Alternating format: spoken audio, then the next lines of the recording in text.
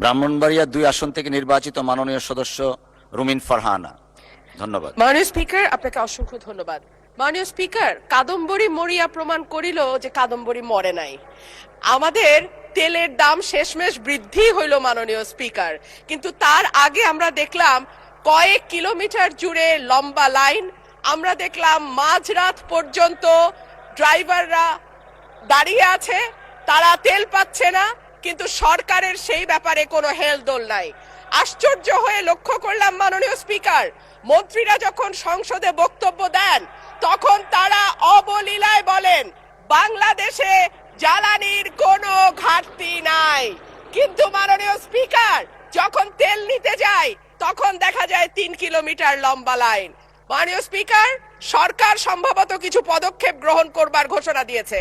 তার একটা হচ্ছে মার্কেট প্লেস 7টা বাজে বন্ধ করে দেয়া।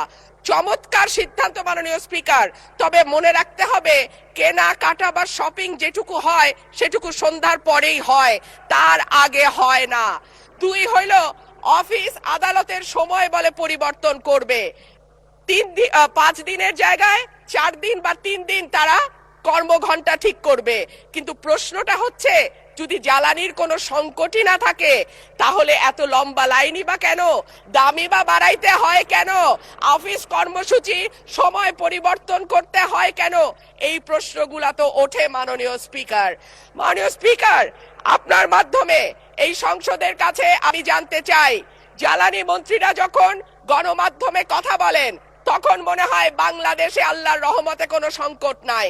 ওনারা যদি পরিষ্কার করে বলেন বাংলাদেশে বর্তমানে কত দিনের অকটেন ডিজেলের মজুদ আছে, কতদিন চলতে পারবে, পাম্পগুলো কেন পর্যাপ্ত পরিমাণ তেল পায় না, তেলের মজুদদারি।